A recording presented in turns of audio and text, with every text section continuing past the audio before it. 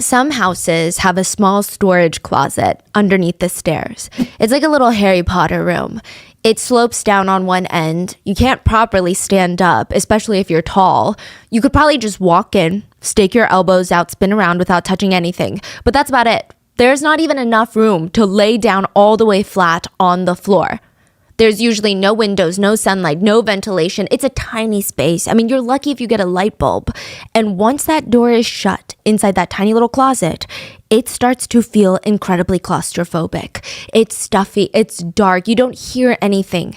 July 2022, in a cookie-cutter suburban neighborhood in Michigan, where all the houses look exactly the same and they're just perfectly lined up in rows, in one of those perfectly suburban homes, underneath the stairs, in the small storage closet, there's a camera set up.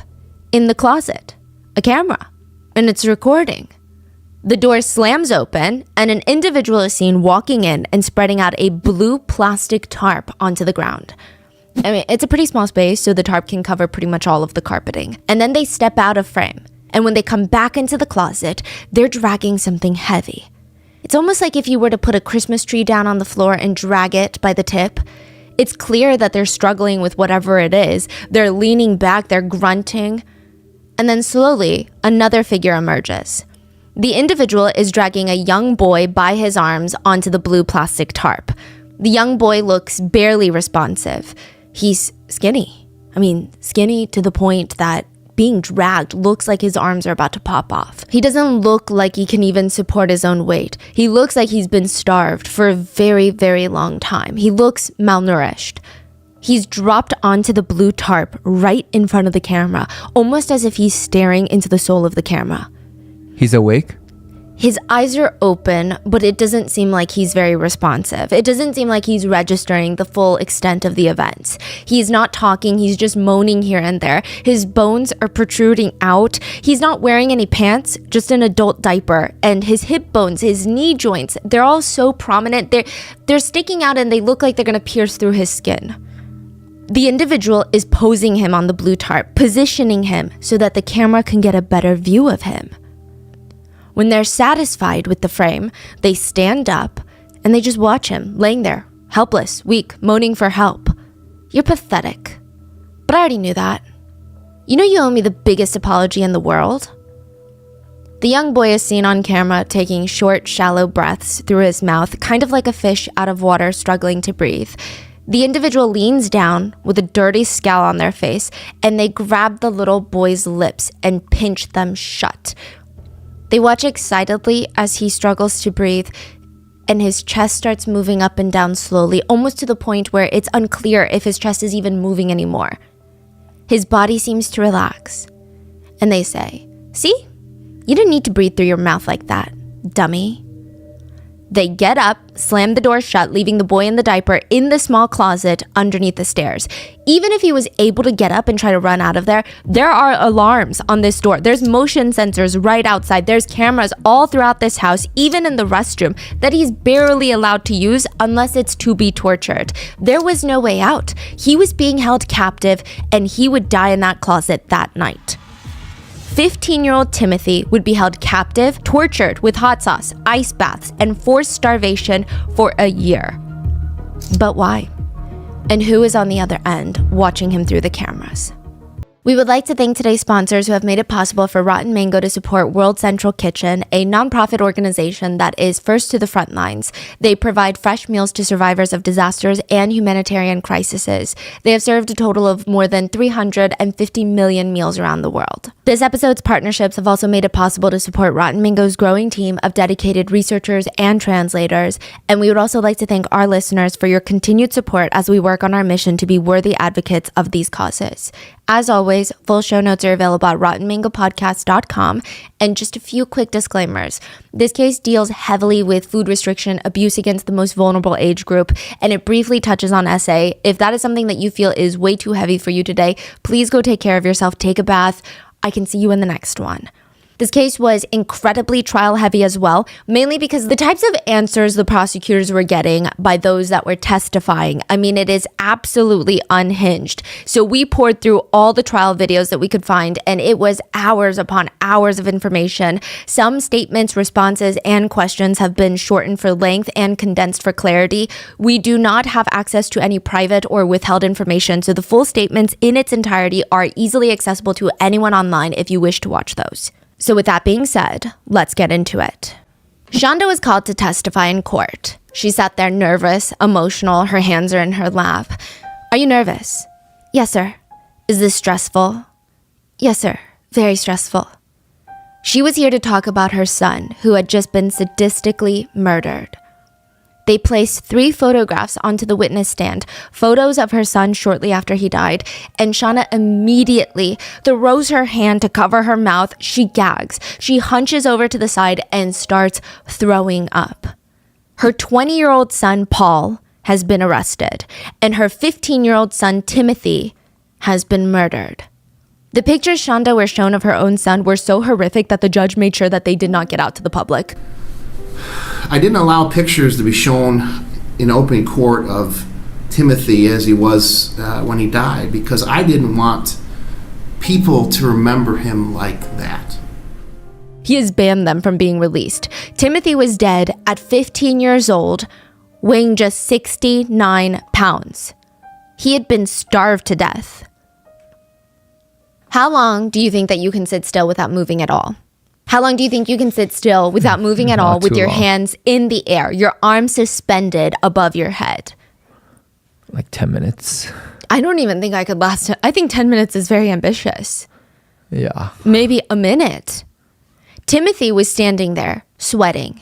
His arms are in pain, and he was told that he needs to stand, his legs shoulder length apart, his back straight, with his arms held above his head for as long as he can manage.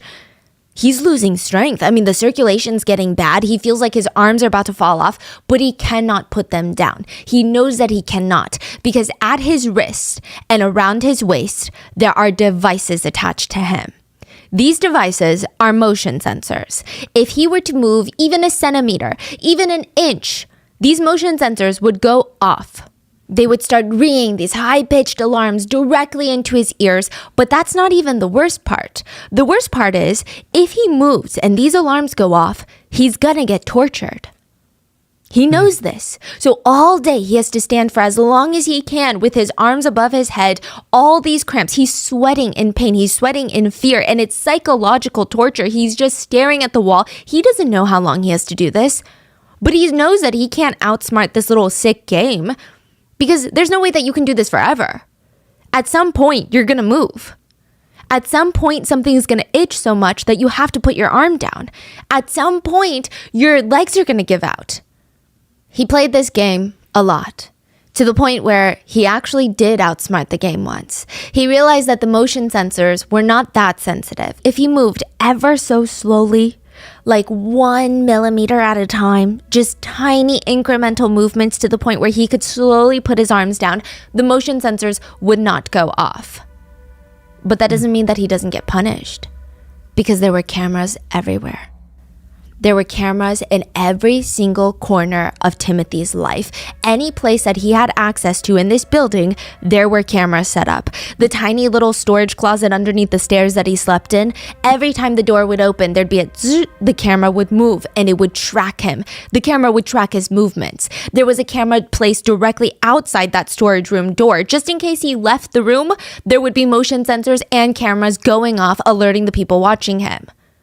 There were cameras in the living area directly outside of the little closet in the stairs. There were cameras on the stairs to lead to the outside, to the real world. There were cameras everywhere, and all of them were actively watching Timothy. There was no escape. And every day, everything in Timothy's life was controlled. I mean, every single little thing. He was not allowed to leave the house. He was not allowed to go to school. He was not allowed to socialize. He was not allowed to live a normal human being life. All of his bathroom breaks were timed. 60 seconds for urine, 120 seconds for anything more.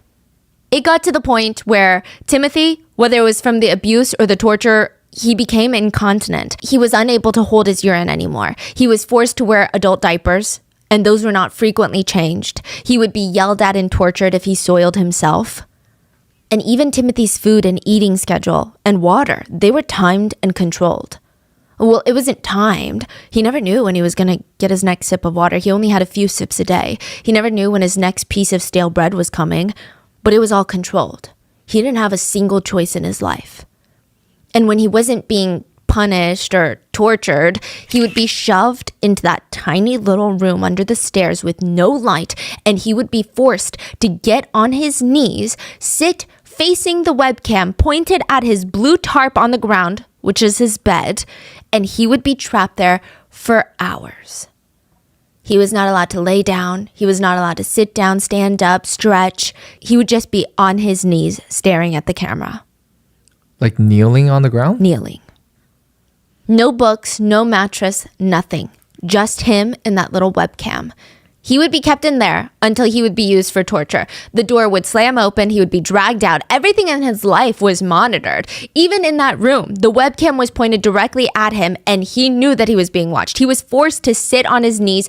Even though no one was there with him, he was terrified to even rest a little bit or lean up against the wall. He wasn't allowed to itch his nose, rest his arms when they started getting numb. He had to remain in that stress pose for the entirety of the day. Otherwise, the torture would begin. Even Timothy's sleep schedules were monitored, so if he was seen dozing off on the webcam, he would be punished. Timothy was heading into sleep deprivation territory, and there were a few times that Timothy would break these rules. One time he was so hungry, he snuck upstairs as quietly as possible. He opened up the fridge and saw a pound of raw hamburger patties sitting on the shelf, and he was starving. He grabbed the package, ripped off the plastic, and started shoving fistfuls into his mouth. He had to hurry so that he wouldn't get caught. I mean, he would get caught, but he had to hurry so that he could keep eating a little bit more. You say it was raw meat? Raw meat. Wow. Another time, it was raw bacon, uncooked bacon from the fridge. And the most recent time was he found his way into the freezer and ate an entire bag of frozen chicken nuggets, still frozen, straight out of the freezer. That's how hungry he was. Another time, Timothy was caught trying to sneak a bite of a stale burger bun, and he was forced to throw it up because that wasn't for him. How dare he eat something that wasn't for him? This is Timothy's life. And anytime Timothy would be caught breaking these rules, he would be dragged into the bathroom. And the bathroom was like the worst part of his life. Timothy would be forced into an ice cold bath. That's not even an exaggeration. There would be ice thrown into the bath. There was an ice maker in this house specifically for the purpose of filling Timothy's bath water with. The shower curtain was taken off so Timothy could be watched. And on the bathroom counter, laid out like a surgeon's little instrument tray, were a bag of black zip ties, a motion sensor camera, a piece of stale white bread, and a jar of hot sauce. Elijah's Extreme Regret hot sauce. Elijah's Extreme Regret is the Hot name sauce. of the hot sauce. Yes. Now, there is a ranking for heat. It's called the Scoville scale. A bell pepper from the supermarket is 0 Scoville heat units. I mean, it's almost slightly sweet when they're in season, but it's still a pepper technically. A jalapeno pepper, that's maybe at most around 8,000 Scoville units. And from there, different peppers have different ranges of heat. So the higher you go up on the Scoville scale, the more that you're going to feel it in your temples, the more that you're going to feel it in your throat, your stomach. But two of the hottest peppers in the world are the Trinidad Scorpion and the Carolina Reaper pepper, and both of them are at about 2 million Scoville units. Jalapeno pepper, 8,000. The police issued pepper sprays. They actually start at around 2 million units. So imagine just like spraying pepper spray into your throat. It's not going to be a pleasant time. I mean, to consume that level of heat. Elijah's Extreme Regret hot sauce could be considered very high on the Scoville scale. On the side of the bottle, it reads, "Packs the fire of the two hottest peppers in the world, Trinidad Scorpion and the Carolina Reaper pepper. Your tongue will burn from the sting of the scorpion. Your eyes will tear up as sweat pours off your head. Your throat feels the burn of the Carolina Reaper going down. The pain becomes unbearable. You feel like you just ate a burning hot coal. That's when you realize extreme regret." It is made, like I said, with the two hottest peppers in the world. This hot sauce is a combination of both of those. The RM team and I actually ordered a bottle of it from Amazon just to understand the case better. And I mean, we had a tiny, tiny dollop of it. It was enough for us to start sweating. It was not a pleasant experience. I would say that we collectively had less than a teaspoon together. We were really safe about it too. We made sure that we already had food in our stomachs. But for Timothy, he would eat it on an empty stomach. And he would eat a lot of it.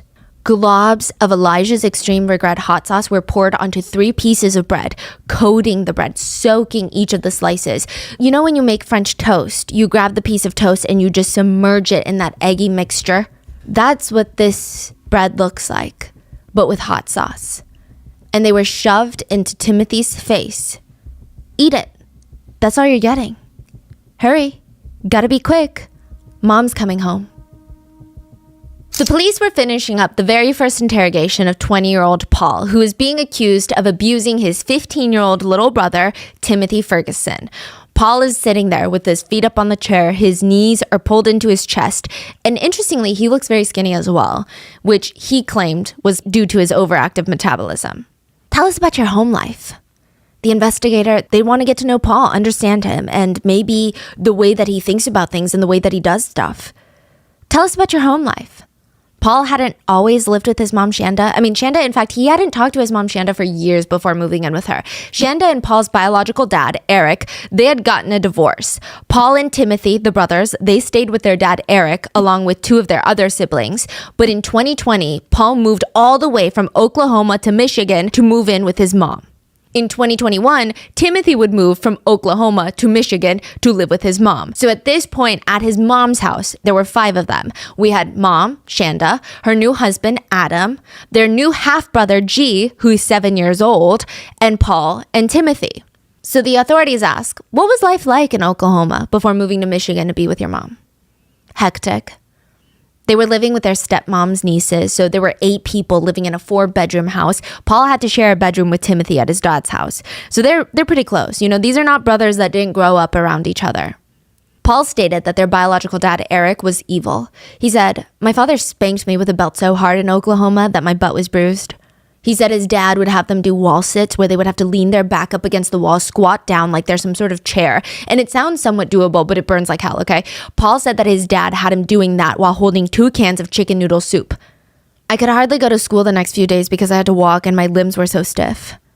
Allegedly, Eric, the dad, had convinced all of the kids that Shanda, their mom, left because she didn't love them. And so when Paul finally moves back in with her mom in 2020, he's 18 years old, he asks his mom, is that the truth? And she said, absolutely not.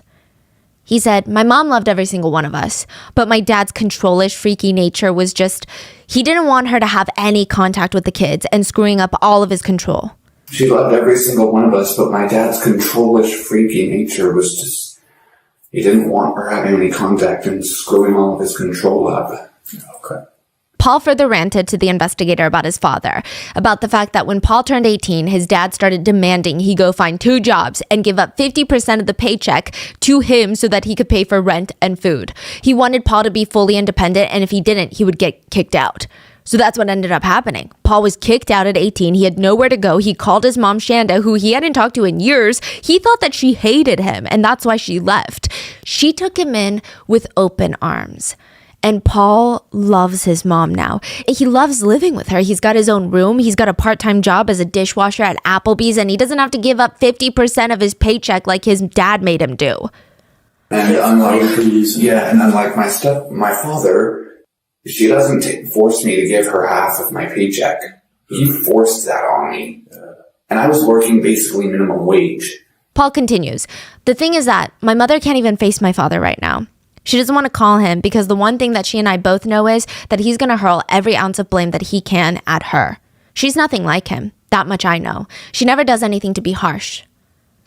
It's interesting because Paul lived in Shanda's house with his full brother, 15-year-old Timothy, and 7-year-old half-brother, G, and he treated them so differently. Paul would force Timothy to open his mouth and he would yank his head back and just pour giant clumps of ghost pepper hot sauce straight down his throat when his mom was at work. Or he would force him to submerge his entire body into an ice bath for an alarming amount of time.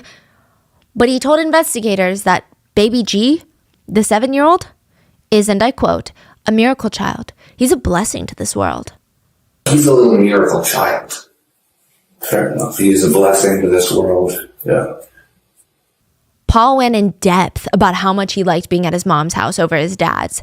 Why? And there was a thing back in Oklahoma where I had problems with emotional release. I was so terrified of him that I didn't ever want to release any of the negative emotions I ever had around him. Here, I can release my anger, and I do it in the right ways. Tell me about the hot sauce, Paul. I know it was used as both punishment and it was put on the bread. Yeah, but the thing is, it still hardly did anything for my brother. It still hardly did anything for him. There would be times where it would do something for me because I'd accidentally rub my eye after I put it on there. It was, ow. Wait, he said that's ouch. Yes. And it did nothing to the brother. No. Wow. Is that really the only thing that he had to eat these days? Or would he get other things to eat? From the bread and the rice, other than that, not that I know of.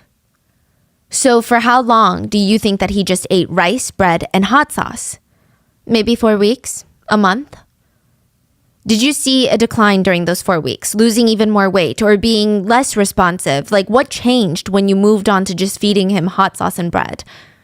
I think it was that there would be times that it would take him a moment to respond. At first, I thought it was him acting, but then I was getting concerned. I think a week or so, maybe, his responses were delayed.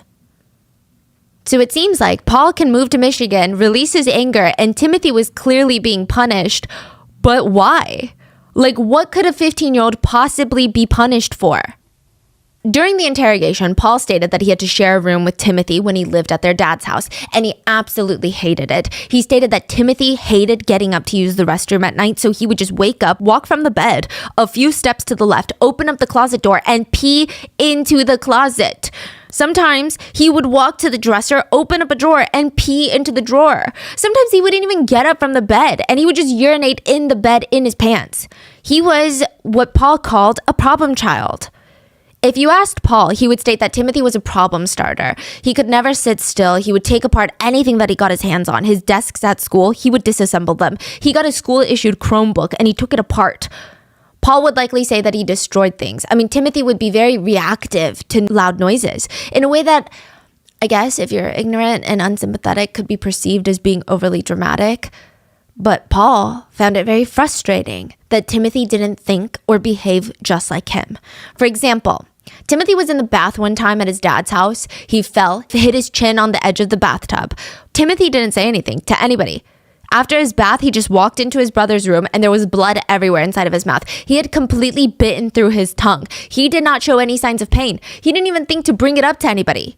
Why? Why can't you just say something? Why can't you just sit still? Why do you have to pull the outlet covers off, screw with the light fixtures, rip off the paint from the walls, pull the studs out of the wall? Why do you have to do any of that? Sometimes Timothy would take apart batteries, AA batteries, which is very dangerous, by the way. If any sort of moisture or oxygen gets into a lithium-ion battery, it can cause a heat reaction that could start an explosion. It's pretty bad.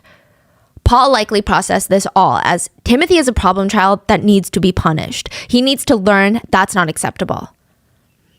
But if you asked a teacher at Timothy's school or his doctor, they would likely tell you that Timothy was diagnosed with ADHD, bipolar disorder, autism, and a sensory processing disorder. He was on various medications to try and help him navigate life a bit easier, and there were additional things that Timothy and his parents could or should have focused on to pay extra attention to, but otherwise, Timothy was a, quote, precious little guy, according to his teachers. The school counselor stated Timothy was sweet, caring, cooperative, and hungry. At school, teachers stated Timothy had a tendency to eat whatever he could get his hands on. He always seemed really hungry, even in elementary school, to the point where teachers were worried about Timothy. They would stuff his backpack with food every single Friday because they were concerned that he wasn't going to have enough food at home on the weekends. They called CPS to investigate Timothy's dad multiple times, but it didn't appear as if anything really came out of it. But it wasn't just a food problem. Teachers stated Timothy always came to school smelling very, very bad. They said, I was really worried for him. He would come to school smelling like he was without a home. His clothes were multiple sizes too big for him, and when everybody was already past the potty training phase, like way past it, because you're talking about like 5th grade, Timothy would have accidents in class. But other than that, teachers stated Timothy was a lovable little boy with this beautiful smile. They said that he constantly joked around in class. He ate lunch with the other kids. He had friends. But it seemed like nobody loved him. It's weird, okay? So it's not that he came to school and was like, nobody loves me. But his teachers, they noticed things. They said he had this insane people pleaser mindset. It seemed like he was starved for attention. Like he would literally do anything for the teachers to just say, good job, to compliment him just once or even show him like the smallest ounce of approval. He seemed to live for that. And elementary school teachers, they typically take that as an indication that these kids are not getting that love, attention, and security at home. And there was a rumor at the school. This is purely a rumor as of right now, but there was a rumor at the school of sexual misconduct by Paul towards his little brother, Timothy. Wait, this is surfacing. This is in the school? Yeah. By May of 2021, Eric, Timothy's biological father, decided that he was done. He couldn't, quote, handle Timothy anymore. So he called up his ex-wife, Shonda, and allegedly stated, listen, these are the two options. He either goes into foster care or he goes with you. And just like that, Timothy was dropped off with a clear Ziploc bag of medications, like filled, a gallon-sized Ziploc filled with different medication bottles at Shonda's front door, and he would be reunited with his older brother, Paul. It stated that Timothy arrived at his mom's house, quote, a little chubby. And just 13 months later, July 2022, a 911 call would be placed. Shonda Vander Ark was panicked. I mean, truly panicked. Hello? I woke up to go to work and yeah, my son's not breathing. I went to go check up on him before and he's 15. He's been on a hunger strike. He's really thin. He hasn't been eating lately. I woke up this morning and he's not breathing. There's brown stuff coming out of his mouth. It's brown and it's gurgling out. Paul is heard in the back saying, it smells bad. During the call, Shonda is heard doing what sounds like chest compressions. 1, 2, 3, 4, 13, 22, 26, all the way up to 40.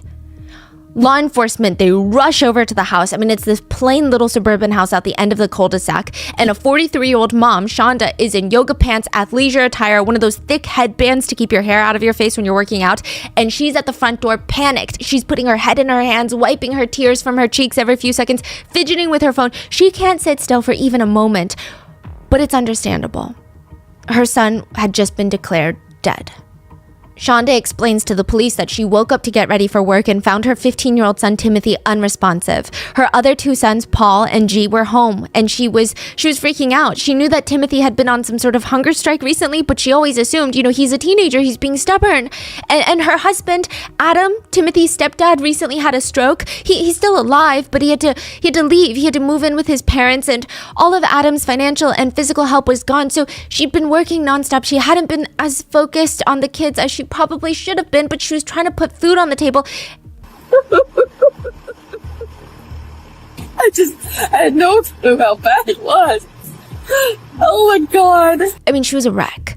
She told officers that she stupidly didn't think that a hunger strike was this bad. It's a teenager. They're being stubborn. She realized last night because his face looked so thin. And she said, how could I have missed that? He was wearing a hoodie, for crying out loud. His face didn't look like that. What the heck? How could I have missed that? He's been wearing baggy. He was wearing a hoodie, for crying out loud, and I just didn't. His face didn't look like that. He was always wearing baggy clothes, and Shonda thought that all teenagers were just into baggy clothes right now. She told officers, that's why I asked him to eat last night, because his face started looking a little thin, and I'm like, okay, enough. I asked him to eat last night because his face started looking a little thin. I'm like, okay, enough. And he wouldn't show. I'm like, let me see. Hold your shirt up. And he wouldn't hold his shirt up. He wouldn't do anything. This is all happening at the scene? Yes. They're waiting for the medical examiner to arrive, and they've secured the scene, but Timothy is beyond being helped by paramedics. He's dead. She's outside at the front door with a police officer, and she's having a full-on breakdown. He's really skinny, and I didn't notice until this morning because he wouldn't, I asked him if he was okay, and he wouldn't answer me. He had fallen out of bed. You said he fell out of his loft bed, so think of a higher bunk bed, at 5:30? Yeah. Are you sure it wasn't earlier? I wasn't super awake. I heard a thump, and I came down, and he's kind of laying on his side, kind of like, what the heck? And I reached out, and I'm sorry. That's all right. Sorry. Oh my God. Oh my God, I reached out and he pulled himself up and I asked him if he's okay and I asked if he hit his head.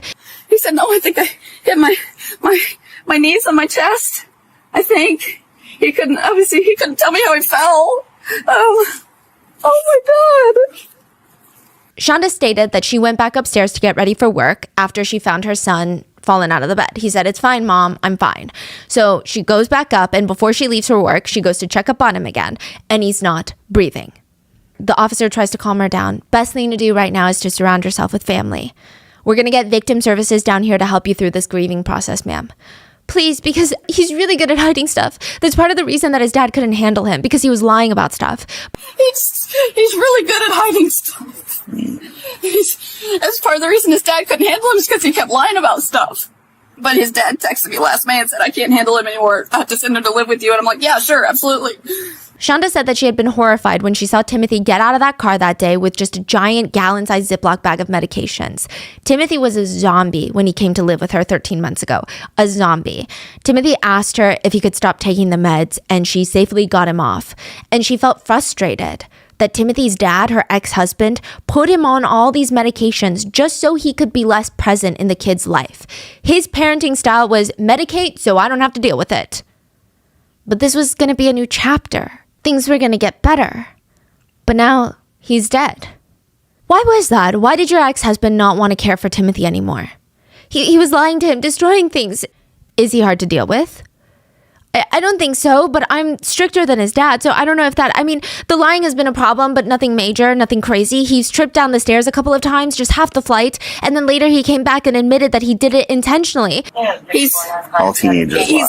Tripped down the stairs a couple of times, like just half the flight. And then later he came back to me, admitted he did it intentionally. But I've asked him, I'm like, you're trying to hurt yourself? He's like, no, I just wanted to see what would happen. That's the way a lot of times he wants to see what would happen if he does stuff. Oh my gosh. She told officers that last night she tried to get Timothy to eat, but he didn't want anything but buttered toast. So he had a few bites and then he went to bed. But it's interesting. The officers on the scene immediately noticed a few things that just weren't adding up. The first was Shonda's voice. It was weird. The officers noticed that when Shonda is answering questions, she had a stern voice, almost like a teacher giving out instructions. But the second that she's done responding, she starts making wailing noises. For example, they would ask her if anybody else is in the house, and she tells them that her 2 sons are in there, and she has to clarify which one of her sons is asleep. Her 7-year-old is asleep, her 20-year-old is awake. And she says, no, the 20-year-old's awake. And then she immediately starts wailing without skipping a beat. So it's like, no, the 20-year-old's awake. Oh my God! You have another son inside the house? I do. Yeah. Are they sleeping still right now? One of them is, yeah. The 20-year-old's awake. He's 20? No, the 20-year-old's awake. Okay. Or sometimes she would have her face in her hands or her palms pressed into her face and her body looked like she was trembling, crying, sobbing, but her voice would be really clear and not shaky at all. Aside from her voice, Shonda would keep switching topics. She'd be talking about where she works and then suddenly she would cry. She would cry out, I love my child, but yeah, oh my God, why did this happen? I work in White Cloud. That's a long way. I'm law clerk to the circuit court judge up there. I love my child, but yeah. Oh my God. Which officers felt was maybe a bit understandable since she was in a state of shock, but it was just weird. Sometimes Shonda would kind of answer the question in a strange manner. So one officer asked her where Timothy sleeps, and she stated in the loft bed. You see the pillow and the blanket and stuff? So that's... The bed? Yeah. You see the pillow and the blanket and stuff? Or she'd be crying because, she just found out that her child is dead. But when another officer enters the house, she apologizes to him. I'm sorry, it's a little cluttered down there, but I'm sure y'all have seen a lot worse. Medical examiner's going to be coming here in a little bit. I'm sorry, it's a little cluttered down there, but... You're fine. I'm sure y'all have seen a lot worse. Okay. It just all felt peculiar. Another really curious thing that they noticed was, while they were waiting for the medical examiner to show up, they all went upstairs. So now upstairs, there's 2 police officers, Shonda and Paul, the 20-year-old son, in the living room. Shonda walks up to Paul and says, I knew I should have made him eat, but did you notice he was covering up with big clothing? Before her son Paul can respond, she says, you didn't notice, never mind. I love you, dear, but you never notice. I knew I should have made him eat. But he just went. Did you notice it was covering up with big building? You didn't notice, never mind. I love you, dear, but you never noticed. Shanda is then pulled aside by one officer, and the other officer turns to Paul and asks him, "Did you know that your brother was on a hunger strike?" Shanda stops mid-conversation with that other officer, walks over a few steps, looks at Paul. "Did I tell you or not? I don't know if I did or not." Paul says quietly, "I don't think that you did." The police state, "Because he's all skin and bone." And Shanda says, "I know. How did he? Well, Paul, doesn't communicate with Timothy much, hardly at all. Like, they say hi, but they don't, yeah." Did you know that he was in this hunger strike? I think I mean, did I tell you or not? I don't know if I did or not. I don't think you did. Because he's skin and bone. I know, and how did he? He's really... Well, he doesn't communicate with him hardly at all. Like, they say hi and they don't, yeah, he's... It was just odd. The whole family dynamic in that house, it was weird. So you think like at that time the police are already picking up this is very, very bad? Very strange. Very weird. But what the police were really concerned about was when medics arrived and told them, none of this is making any sense. Timothy was so malnourished that he was at the 0th percentile of his age's weight. He had bones protruding from his skin. The medics doubted that he could even walk well or support his own weight. There were bruises and sores all over his body, and he was freezing cold to the touch. His skin was almost translucent in color. It seemed like his body was in a state of hypothermia when he died. In July, in Michigan, where temperatures are almost in the 80s. And his body is completely stiff, which meant his body had entered into rigor mortis, which usually starts at around like the 2-hour mark after death. Shanda's timeline, it just didn't make the most sense. And the only one who had the knowledge to know that Shanda's version of events had a giant plot hole was Paul. Because there's no way Timothy fell off his loft bed and died that morning. Because by that point, he had been trapped and held captive in the tiny little closet underneath the stairs. There was an 18-minute gap from when Shanda found Timothy dead to when she called 911. And the prosecutors, they wanted to know why. So Shanda takes the stand, and they want to know a lot of things about Shanda, to be honest. Like why she lied about feeding Timothy toast the night before his death when the autopsy showed that she did not feed him buttered toast the night before his death. I mean, it's such an odd thing to lie about. They asked, "You told the detective that you realized how skinny Timothy was the night before, and you threatened to take him to the ER if he did not eat this piece of toast. That's not true, is it?" "No, sir. I have no idea why I said that. I was traumatized." "Why didn't you tell the police immediately what was going on?" "I was so freaked out. I'm sorry. I don't remember what my line of thinking was at the time. I wish I had an answer for you, but I don't. I was exhausted. The night before he passed, I had less than an hour of sleep and I was frightened. I had just lost my son. I have no idea why we waited like that. I don't know. I can't imagine waiting, but apparently it happened. I don't know." Do you remember Paul asking if you guys should call 911? I remember performing CPR, and he did help me out a little bit when I got tired and took over a little bit. But I mean, I can't imagine ever saying no to that. I don't remember him asking because I was the one that called.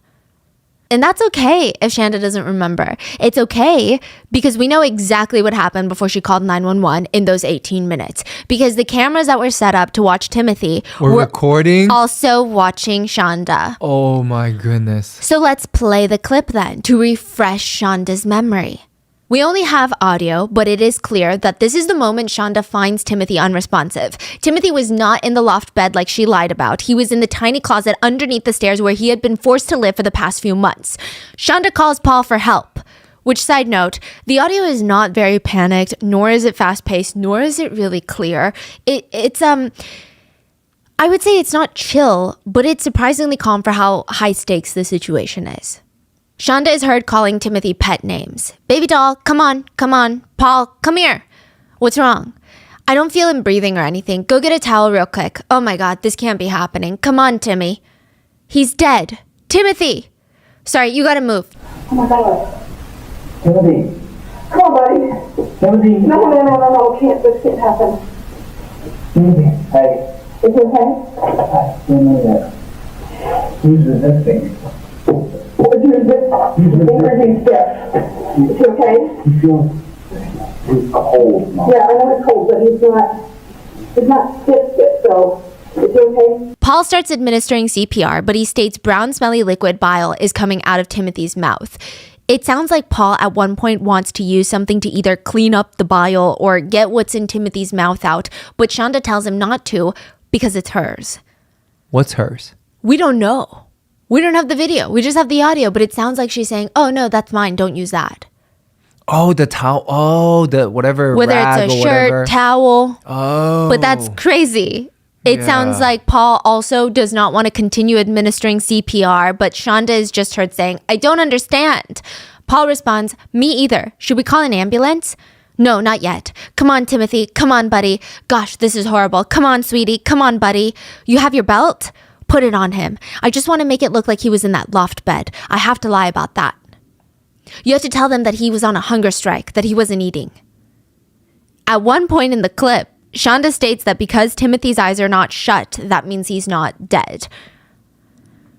The judge had access to the footage and he side-eyes Shonda multiple times while he's watching it because it is so interesting. We hear about moms that will lift up 6,000-pound cars to save their child, but according to the audio clip, Shonda won't even perform CPR on Timothy, her son, herself. But that is not even the most damning piece of evidence that was found in that house. A micro SD card was inside of a camera that was placed inside the small storage room underneath the stairs. There was video footage of the night that Timothy passed.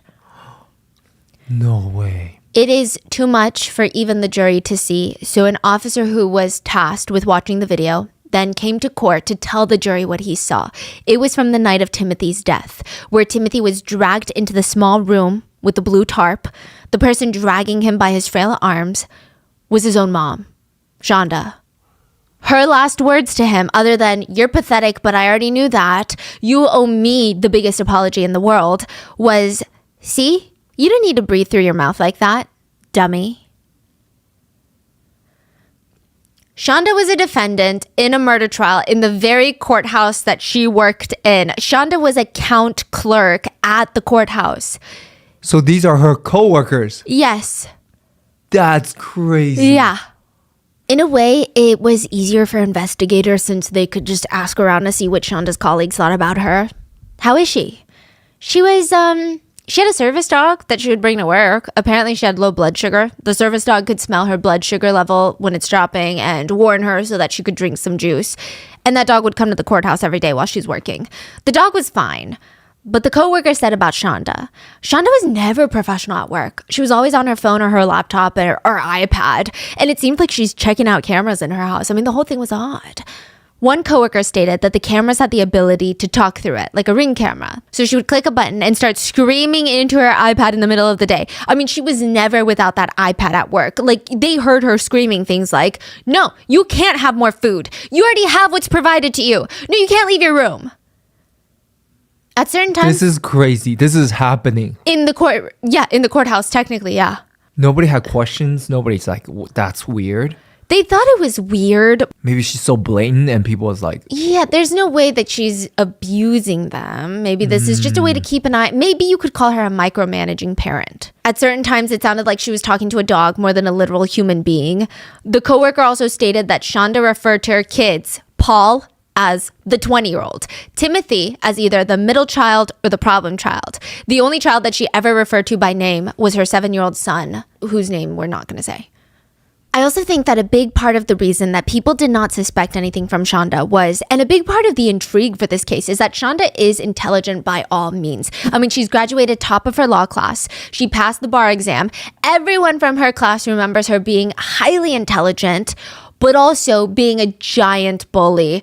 They said she was mean. I mean, an interesting thing to note, the bar exam has a section that tests your problem solving and common sense abilities. So she's not only book smart, because Shonda only missed 1 point on that portion of the exam. So she's not just book smart, she obviously has strong problem solving, logical capabilities. So people just assumed maybe she's just extra strict on her kids. It said that Shonda's upbringing was incredibly rough. Her parents got divorced when she was really young, and for a while, Shonda and her sister Paige were sent to live in foster care for 2 years. They were allegedly physically abused in foster care. Now, this is kind of feeling like deja vu, but they were starved, given only small bites of bread and sips of water or milk, forced to take ice baths, and beaten with ping pong paddles. Eventually, Shonda's mom would get remarried, and Shonda went to go live back with her and her new stepdad. Her sister Paige called her a self-entitled, controlling, possibly a sociopath. When their mom died, Paige said that Shonda started having sex with their stepdad. She was a teenager, so obviously we blame the stepdad, but still, there was a lot going on because when Paige gets pregnant, Shonda is so jealous that Paige got pregnant first, that Paige got pregnant out of wedlock. She's very upset about that she punched Paige in the stomach, causing Paige to miscarry. Your sister and this type of assault is at the point that unbelievable. Shonda was arrested, they hadn't talked in decades. It seemed like Shonda was upset that Paige got pregnant before her and believed that she would be a better mom than Paige would ever be, which is wild. And to nobody's surprise, Shonda was not a great mom. Her track record is beyond alarming. The kids remembered growing up that Shonda would just plop down on the couch and write, quote, books. And one of Eric's kids, so this is her ex-husband's kid from a previous relationship. One of Eric's kids said that when she was young, Shonda gave her a book about how much Shonda liked being spanked as a kid. There's a police report filed on this, so I'm assuming it was not like a welcome authoritarian punishment, but more sexual in nature. There was another time that Shonda allegedly showed the children explicit videos. CPS eventually got involved. Shonda lost custody of all of her kids. She'd be forced to move out of the house. She was so upset about this. She went up to her husband, Eric, and asked him, "Can you reverse your vasectomy so that we can have another child?" He rejected, and she was not happy about it. Side note, her new husband, Adam, who divorced her once Timothy died, he said, Shonda and the kids did have a little bit of a weird relationship sometimes.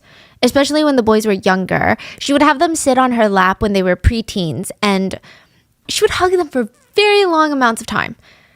I mean, she's just hugging them, but it was for so long that Adam would start to feel, a little uncomfortable. I'm not sure what that means, but Shonda did have a very strange relationship with Paul. Some would liken it to that of a manipulator and her little punisher. Whatever she told him to do, he would do it. Whether he wanted to do it or he felt forced to do it, that's up for debate. And there are very, very few methods of torture that don't leave physical scars. Two of the most popular methods include waterboarding and sleep deprivation. Waterboarding sounds like the more intense of the two, where you're tied up to a board. Your hands, your legs, they're tied up, so you can't move. You're on a board, and that board shifts downward on one side like a seesaw. So now you're laying on your back with your feet pointed upwards towards the sky, and your head is lowered. A rag is placed over your head to cover your nose and your mouth, and then water is repeatedly poured onto the towel. The result is, to put it simply, you feel like you're drowning, because you are. You are drowning, but so slowly and so painfully that you don't actually die. Or at least they make sure that you don't die. It's stated that when the water is pouring down on you, your instinct is to hold your breath in. Like, that's what you think is going to happen, right? You're like, okay, once they pour the water, I'm just not going to breathe.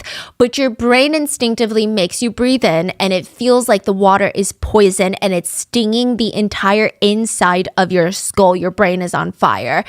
Just to give you an idea of how bad it is, the Pentagon banned the military from using waterboarding in training to train you to resist interrogation if captured. And it was stated by a military official, waterboarding teaches failure in the military. No one succeeds. They can't teach a strategy like that. Literally, it's absolutely so painful. But some people who had the unfortunate luck or experience of experiencing both waterboarding and sleep deprivation, they said sleep deprivation is worse. They said it's so much worse than that. And Shonda felt like she was being tortured. She had chronic insomnia and her kids are constantly keeping her up at night. Shonda had placed a camera inside of Timothy's tiny little closet of a room, and if the camera detected any motion, it would notify her phone. Like a notification would pop up, motion detected. And Shonda had a really hard time going back to sleep once she woke up, and she refused to silence her phone at night. She told Timothy, if you move at all, at any point in the night, the ringer will go off on my phone and I'm not going to be able to go back to sleep. And so you're going to be punished for it because you're keeping me up all night. If Timothy woke Shonda up, Shonda would not let him sleep for the next 2 to possibly 3 nights. She would force her other son, 20-year-old Paul, to torture Timothy to the point that he could not fall asleep. If she felt an ounce of pain or discomfort, she wanted Timothy to feel it 20 times harder. Shonda texted Paul. He's moved around, so he has the cuffs in the front of him instead of behind him. I put the cuffs back behind him. I'll have to deal with less than 2 hours of sleep today, but I'm not letting him get away with this. The next 48 hours, Shonda would watch the cameras, and if she saw Timothy blink for even a moment too long, she would text Paul, he's sleeping, go wake him up, go dump cold water on him. She would watch these cameras at work. Shonda lost a ton of sleep at night, making sure Timothy didn't go to sleep that night. To her, that's the price she has to pay to make sure Timothy gets his punishment.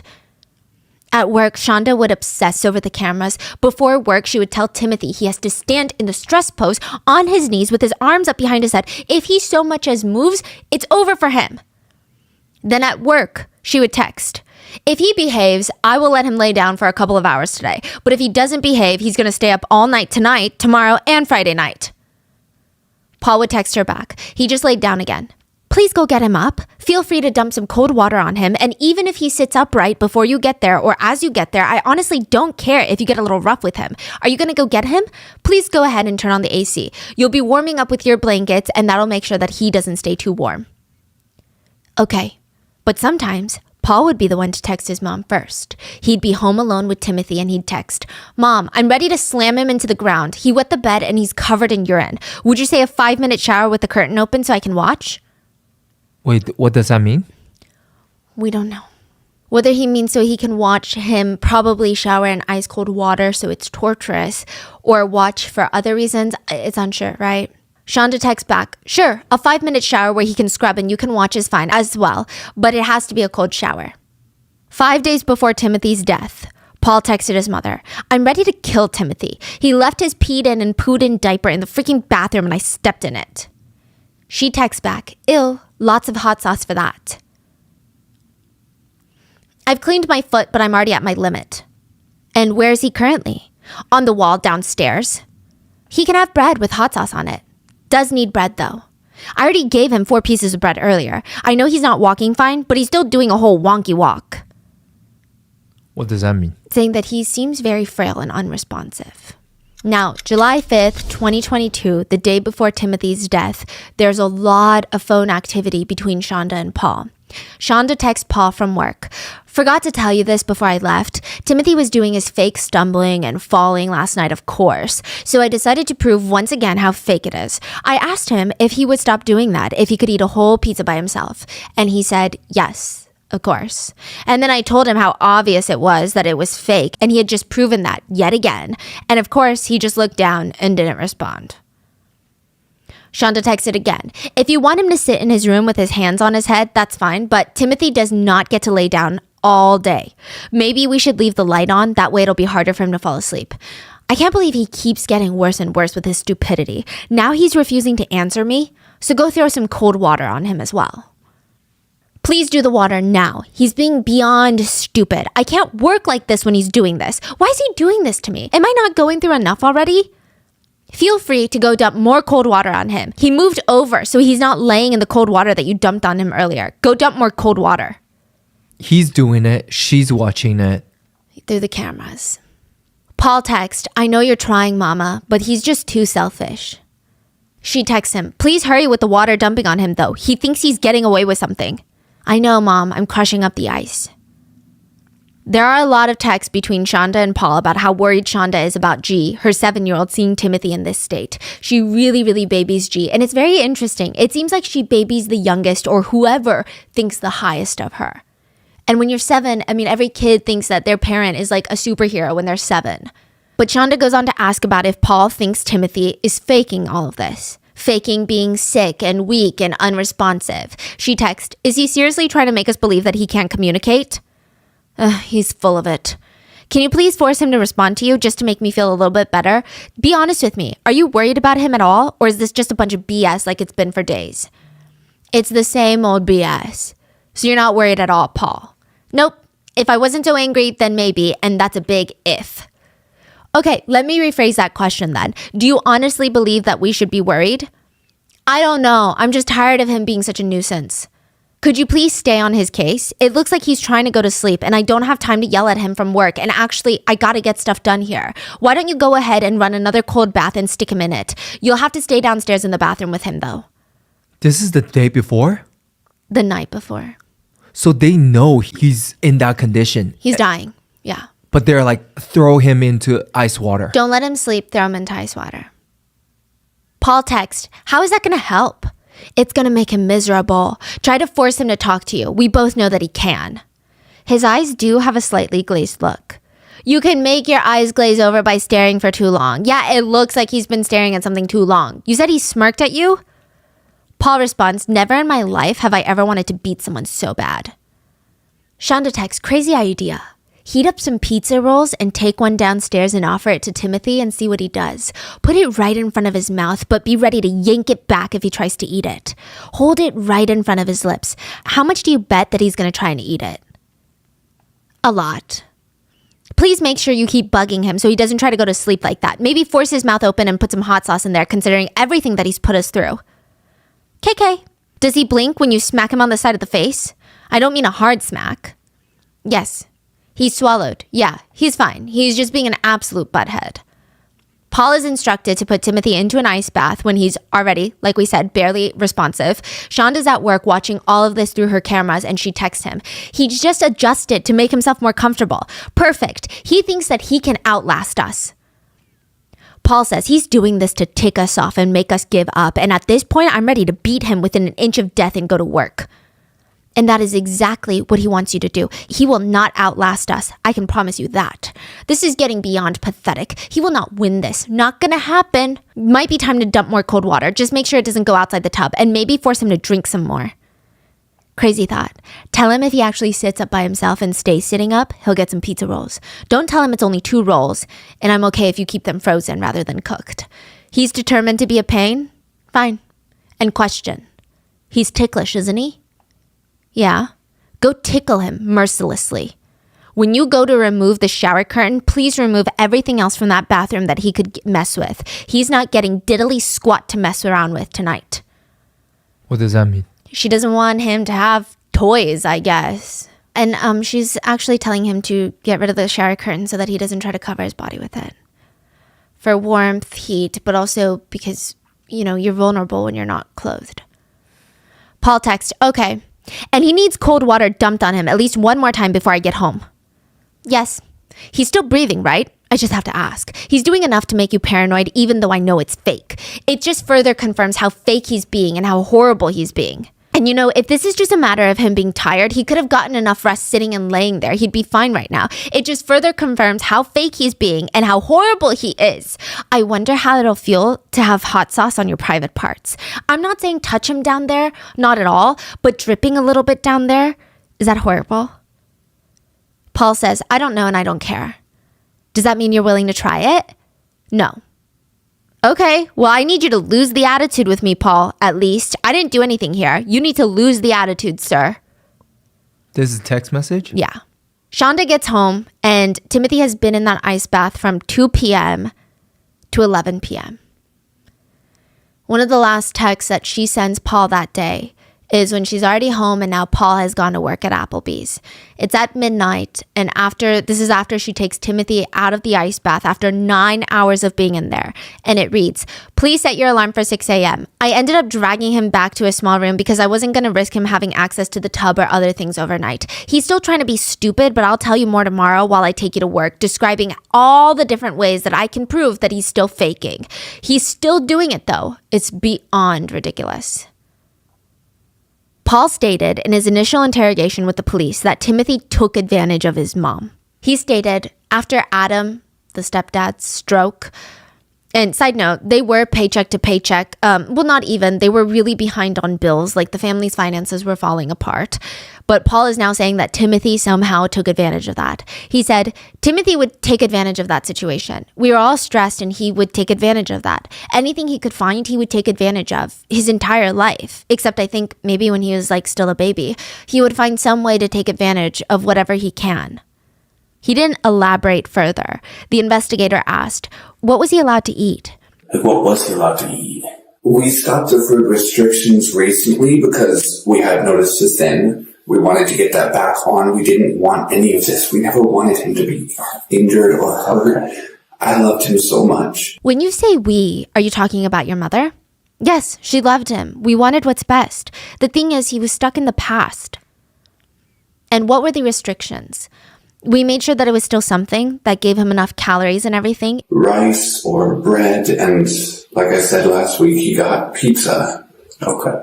The detectives knew that the pizza thing was a lie. There was text message proof where they all ordered pizza and Shonda texted Paul, make sure the pizza is out of reach. What were the food restrictions in place for, Paul? In the first place, why were they there?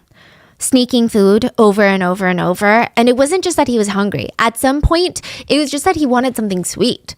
At times, he would be taking stuff that had plans for actual food. What were they in place for, like in the first place? Sneaking food over and over and over. Okay. We've tried everything. We were nice. We tried different consequences, but he just couldn't never listen. Why was it that he couldn't have any meals? Because he was sneaking food? A lot, yeah. We over and over and over. There would literally be times where I would be sitting on the couch playing, and then I'd look up and he's there grabbing something. Yeah.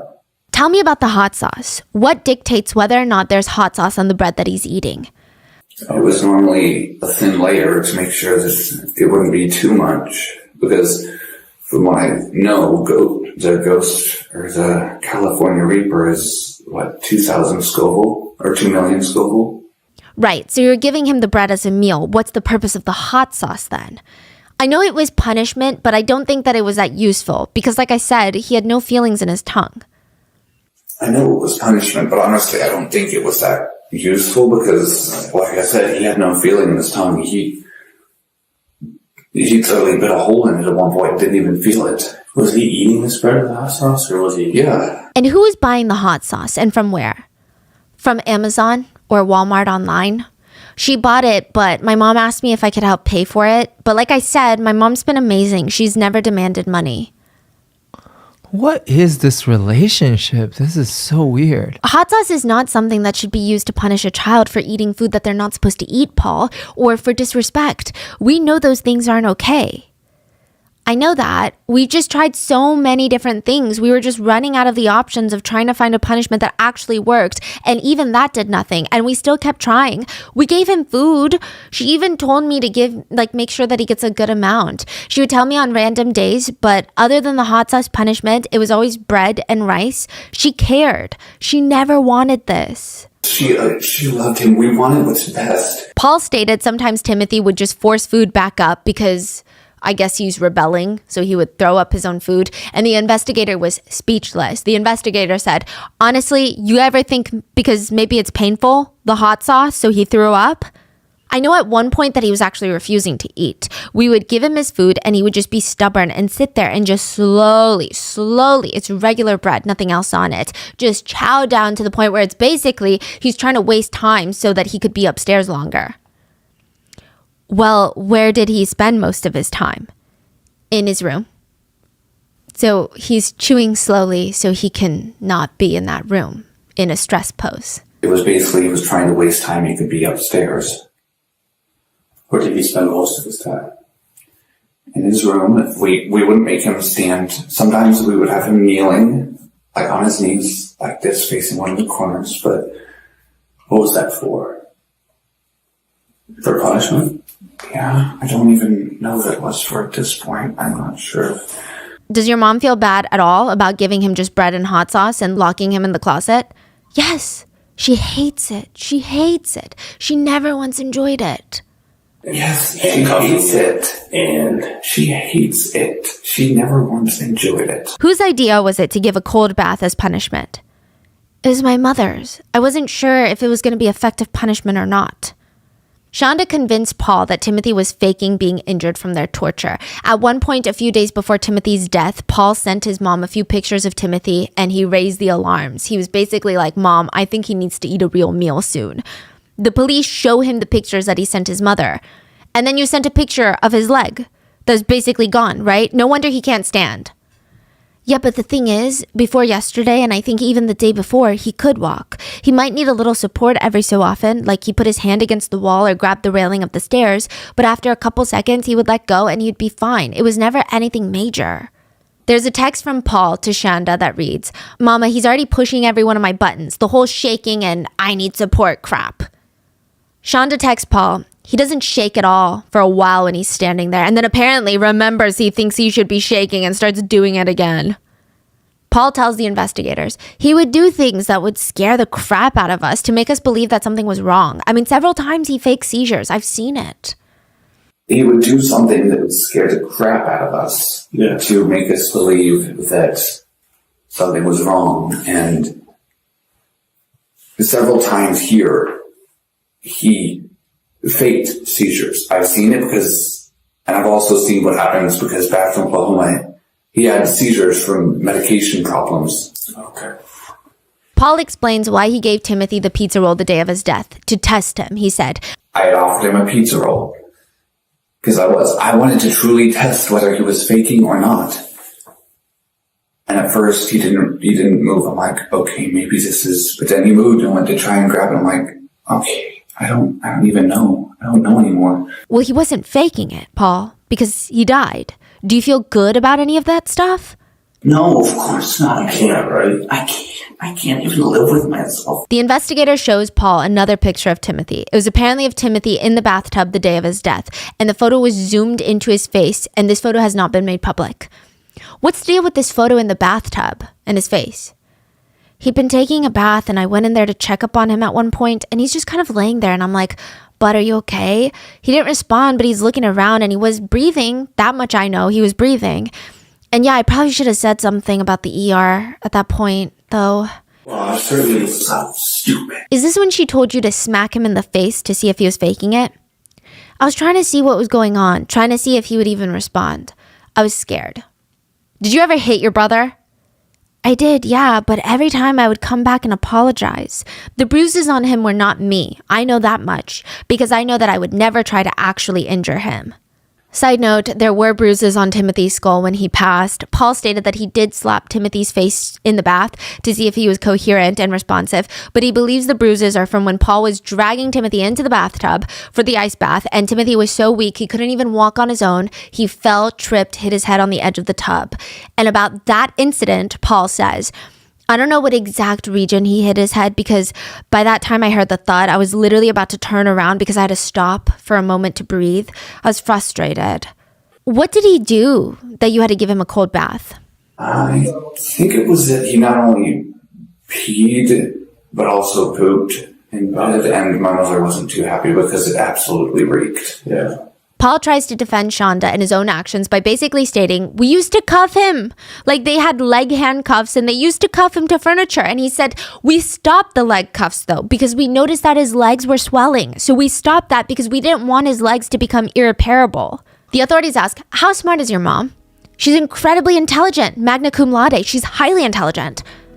Have you ever thought about that? Have you ever thought, how can a woman that's this smart, this intelligent, graduate from law school, how could she not know what's happening?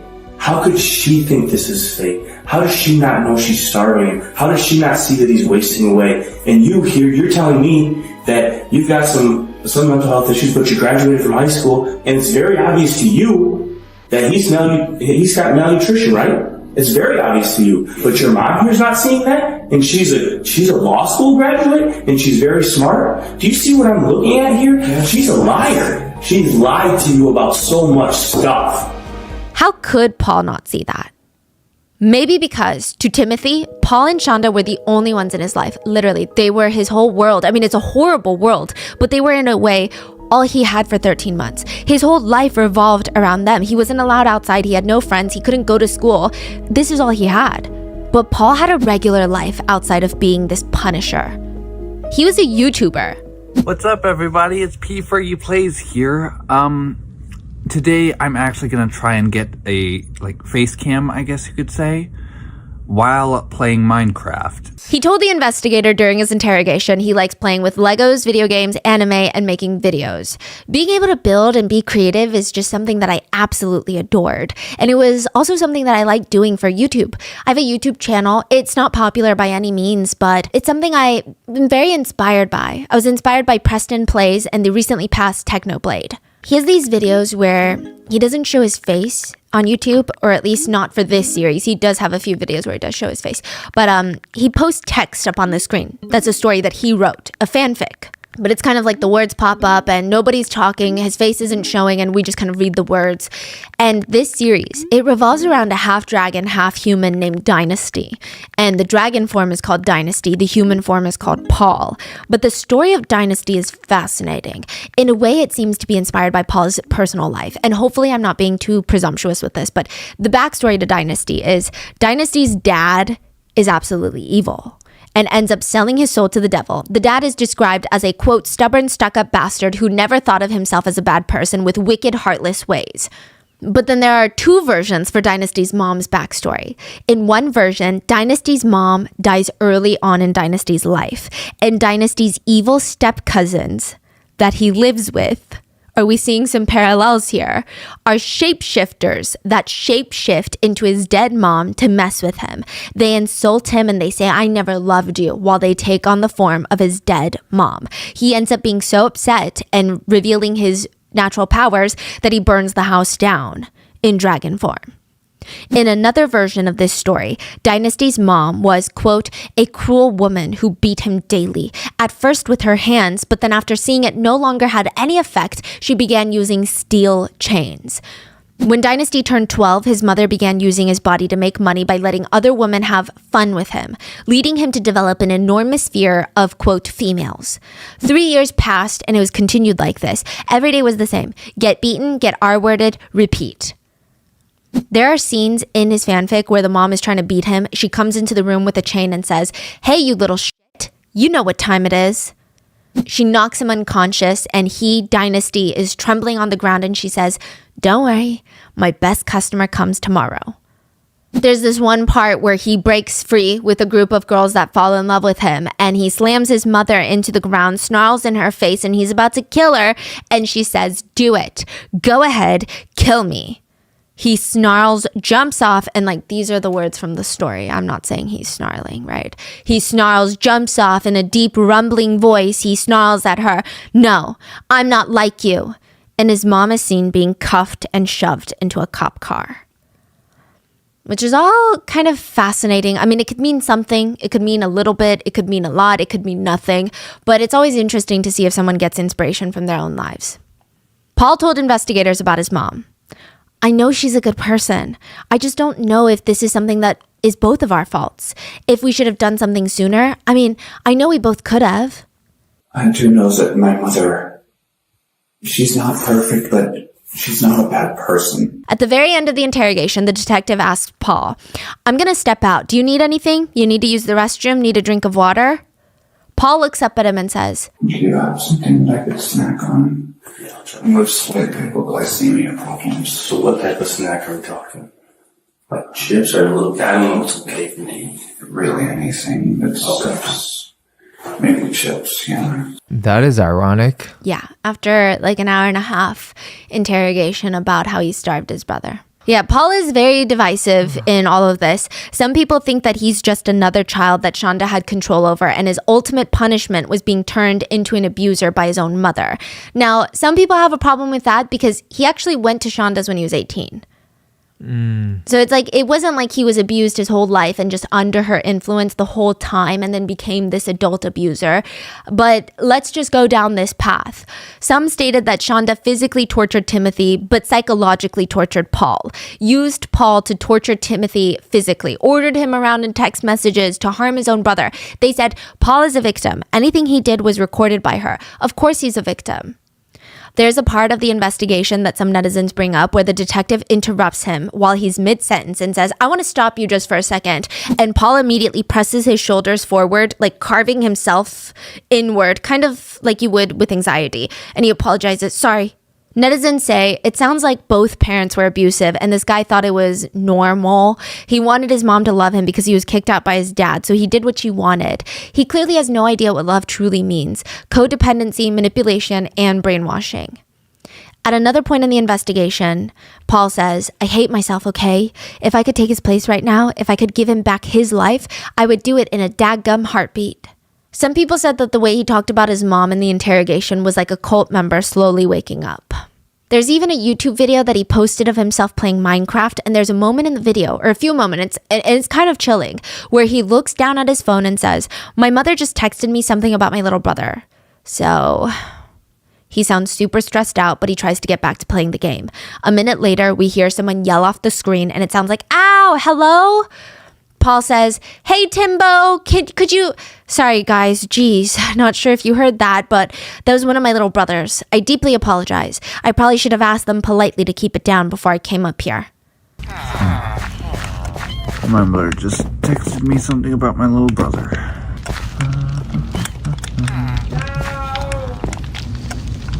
Sorry. Like I said, I don't actually have an office. Hey, Timbo, could you... Sorry, guys. Jeez. Not sure if y'all heard that. That was one of my little brothers. I deeply apologize. I probably should have asked them politely to keep it down before I came up here, so... Then a few minutes later, Paul gets another text message. He reads it. His expression quickly changes. He looks stressed out. He starts touching his face, almost in like this soothing gesture, and he quickly ends the video. Oh, you know, we're gonna support you this way or that way, but, oh. Alright. Was it his mom texting him to do something to Timothy? He looks incredibly distraught, if it is. But other netizens disagreed and stated that Paul was just as evil as his mother. They said because he's 20, he's a full-grown adult. I mean, there are a lot of people in this world that are abused by both their parents and they don't help kill their brother. And Paul and Timothy's half-sister came out to say she lived with Paul before and he was the biggest bully that she had ever met in her entire life. She fully believes Paul was involved in this and was fully complicit on his part, not coerced at all. She said even before moving in with Shonda, he was questionable. She stated the family wanted to get him tested for psychopathy, but because he wasn't 18 yet, they can't get a diagnosis for being a psychopath. And some of Paul's family members have stated that he was a relentless tormentor of Timothy without any coercion from his mother. Paul even stated in his interrogation that his brother Timothy was, quote, motor and speech impaired. So why would he even think that his brother was faking not being able to talk to them the day that he died? Also, Paul worked at a fast food spot. A lot of people argued he could have easily snuck food home for Timothy if he was that scared. Paul would also tell an investigator, I accept responsibility for what happened to Timothy. I was a willing participant in administering punishment to Timothy. It made me feel powerful. I wanted to hear Mama say that she was proud of me. The power got to my head. I was drunk on power. I hate myself. If I didn't do the punishments, Mama would yell at me. Adam, the stepdad, would have never let things get this far. I'm basically a murderer as well. If I did, just throw me in prison for the rest of my life. If I was a part of it, I deserve it. And then a lot of netizens are just kind of somewhere in the middle. They said, I think he needs to be punished, but nowhere near like his mother. She controlled that home and he was afraid of her. I hope a lot of his time in custody will be in a mental institution, and if he ever gets out, he will need a lot of help learning how to take care of himself. During the interrogation, the investigator asked Paul, why did your mom ask you to put pants on Timothy before the cops came? He said, because she didn't want to seem like she's bad. That we weren't neglecting him. And even if that's what somehow ended up like, it wasn't intentional. I just hate it. I know she doesn't want to be the bad guy. She never wanted this. We loved him so much. Paul posted on Facebook for his birthday in April of 2021. For my birthday this year, I'm asking for donations to No Kid Hungry. I've chosen this nonprofit because their mission means a lot to me. No Kid Hungry works to ensure that every child in the U.S. has access to healthy food where they live. This is during the time that he was torturing the brother. We don't know if he was being starved yet, but he had been there together. In about a year, the police would be called and his brother would be found starved to death in that home. Some netizens that struggle with dissociative amnesia have stated they spend a lot of their time looking for clues, because oftentimes they're just left with giant gaps in their memory, so all they can do is try to fill in the blanks. One netizen stated, "I have clocks everywhere, and there are times when I can see that the time has passed, but I struggle to fill in the blanks. It's just not there. I know time has passed, but I cannot tell you anything about it. You lose minutes, hours, days, months, even years without knowing what you're missing. Your memory is essentially like Swiss cheese with missing bits that are either brief flashes or just like total blanks." That is what Shonda Vander Ark was claiming she had. She stated that after her husband, Adam's stroke, she developed dissociation to the point of having giant gaps in her memory. So dissociative amnesia. And she also stated that she had chronic insomnia. I have severe attention deficit hyperactivity disorder combined type. I also have sensory processing disorder and OCD. And then after my husband's stroke, as a result of my husband's stroke, because I viewed him, I wasn't in the room when he had the stroke, but I was there right afterwards. And so I developed post-traumatic stress disorder with disassociation from that. The only medication that I was on was for the ADHD. A huge part of the trial is Paul's testimony against his mother. After the initial interrogation, Paul took a plea deal, and in return, well, it wasn't necessarily a plea deal. He got a little bit of like a agreement that the prosecutors would not ask above the sentencing limit for his crime, which would be first-degree child abuse. He was going to testify against his mom. And in return, Shonda also turned on Paul. Essentially, they're both pointing the finger at each other. When they're both in the courtroom, Shonda doesn't even look in Paul's direction. Suddenly, the mom that loved her children more than anything can't even stand to share the same air as her precious son that she cared so deeply about. She just sits there, and every time Paul says something bad about her, she starts dramatically scribbling on her notepad and whispering to her attorneys. Was there ever any other time where she instructed you to make Timothy throw up? Yes. About how many times did she instruct you to do that? 3 or 4.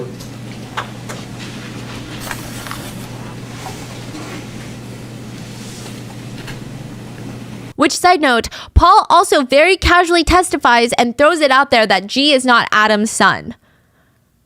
Yeah, everyone so just whose son is it? We don't know. Paul testifies that he, quote, has something similar to Stockholm Syndrome, where he will do anything to make his mother proud. He states, "I suppose I believe that mothers know best, if you have the right one." Paul confirmed to the jury and the judge that Timothy spent most of his days in that small room under the stairs with nothing but a blue tarp, usually on his knees with his hands on his head, and if he moved, Shonda and Paul would get an alert on their phones, which meant that they would need to go punish him. For what reason? Nobody knows. The prosecutors asked Paul about his mom's Shonda asking him to put hot sauce on Timothy's private parts, to which Paul responded he never actually followed through with it because it was, quote, beyond cruel, as everything was. But later, Shonda would be on the stand, and the prosecutor would ask her, whose idea was it to get the hot sauce and administer it to your son? The idea was originally Paul's. Shonda states that she does sometimes put hot sauce on things that she doesn't want her dogs to chew on, but when asked by the prosecutors if she ever poured it down her dogs' throats, she said, "No, because I don't give my dogs human food. You can't do that with service dogs." Because remember, she has blood sugar problems, so she has a service dog. So it never occurred to you, forcing the use of hot sauce on a dog, but you thought to use it as a form of punishment for your 14-year-old child. It was Paul's idea, but yes, I was at my wit's end at the time. Shonda tells prosecutors that she put locks on all the refrigerators because Timothy ate all the food. He would sneak the food and then he would eat it. Sometimes he would even forget to close the refrigerator door and it would spoil everything inside. She uses the fact that Timothy was starved to the point of sneaking into the kitchen, risking all sorts of punishment to eat a pound of raw hamburger beef, raw bacon, and frozen chicken nuggets frozen as a reason that she had to lock up the food and deprive him of a basic necessity for life. Side note, I don't think by the point that Timothy passed, he had the strength to walk up the stairs at that point. I don't even think, let alone he could open a refrigerator door. I did the lock to protect him because he could have killed himself eating those chicken nuggets. I didn't put the locks on after he did the hamburger or the bacon, but the chicken nuggets, it's raw chicken. The prosecutor looks at her for a moment. Chicken nuggets are cooked, aren't they? They're pre-cooked. Frozen chicken nuggets? Are they? I didn't even think about that. He started eating again, so then you decided he's been on a hunger strike, he's eating again, so now we better lock up the food. No, I did the locks to protect him because he could have He could have killed himself eating the chicken nuggets. I didn't put the locks on after he did the hamburger or the bacon, but the chicken nuggets, it was raw chicken. Chicken nuggets are cooked, aren't they? They're pre-cooked. Are they? I didn't even think about that. But it's okay if he has a frozen pizza roll or two if he sits up, right? Yes, sir. But the day of Timothy's death, Shonda had texted Paul, "Don't tell him it's only 2 pizza rolls, and I'm okay if they're frozen rather than cooked." The prosecutor says, "Then why did you send this message if you're so worried about him eating frozen food?" I don't know. The prosecutor brings into evidence text from Shonda to Paul, asking Paul to smell Timothy's breath. The text reads, Hey, check his breath. I can almost guarantee he's eaten something. He was chewing on something when he walked downstairs. You and I will be talking about this on a later date when we're both home. Paul's response, yes, he grabbed some chips. I know. So he wasn't allowed to eat chips. Well, you didn't say, make sure he didn't get into the frozen chicken nuggets because it might kill him. You said, find out what he's been into, and Paul says he's been into chips. Right? That's what it says, yes, sir. So I imagine the next text message then is, oh, great, that's fine, he can have some chips. Well, no, the point of it was he was sneaking things. He knew better. Couldn't have chips. It wasn't that he couldn't have chips. It was that he would sneak things. It So was how dishonest. How would he earn getting chips? He didn't have to earn them. All he had to do was ask. I was trying to teach him not to sneak. He snuck. It wasn't just food. He would sneak in the garage. He would sneak toys. He snuck around and messed with his baby brother's homeschooling materials. I've got like flashcards and stuff for him. He messed with those and got them all out of order. He's a kid. Shonda kept arguing with the prosecutor that she never locked her pantry and stated she had a giant cupboard in the kitchen filled with canned food that Timothy would get into regularly. So you're okay with him getting into a bunch of canned food now? I mean, he got into it all the time. So what did he do? Did he go to the drawer, get a can opener, open up the can, put it on the stove, warm the stuff up? No, he didn't. He would just eat it straight out of the can. It was weird. And your response to all of this, rather than seeking some professional help for him because of these eating issues he apparently has, is to restrict even further access to food, then watch his every move on camera or motion sensors? My response was to prevent him from being deceitful and sneaky. Did it ever occur to you that this is not the way to deal with a person who's been on a hunger strike? Locking up their food, locking up their access to food, punishing them when they try to take food? Did that ever occur to you with your brilliant legal mind, as it was, that wasn't a good idea? I don't know. I don't know what I was thinking. April 27th, Timothy is no longer allowed anywhere near the fridge, freezer, or pantry, or any other place where food is. So now it sounds like he can't even get into his cabinet full of canned goods, right? I mean, that's what it said. We never put it, there was never a lock on that. But he wasn't allowed near it. I mean, if that's what it says, I don't. The prosecutors then presented another text message exchange that she had with Paul that referenced pouring Tabasco down Timothy's throat because he ate a cup of raw pancake powder. Raw pancake powder. Like maybe the batter, I mean. Do you remember this text message? Vaguely. I don't remember the Tabasco because I said Tabasco? The text read, put Tabasco in his mouth and make him swallow. Lots of it. Do it every 30 minutes till you leave. That's what you said. I don't remember that being a part of it. I remember part of the conversation, but I don't remember that part of it. We didn't have any Tabasco sauce. That's why it doesn't make any sense. We had hot sauce, but we didn't have Tabasco sauce. Okay, so the punishment for eating pancake in a cup is Tabasco or some type of hot sauce in the mouth. Is that right? Sneaking something dangerous? If that's what, I mean, if you're asking what he was punished for, it would be for sneaking. You were concerned for his well-being? Yes, sir. That's why you were having the text exchange, because you're real concerned for him. Yes, sir. Those pancakes in a cup, if I remember correctly, it's been a while, but they had eggs in them. Raw eggs.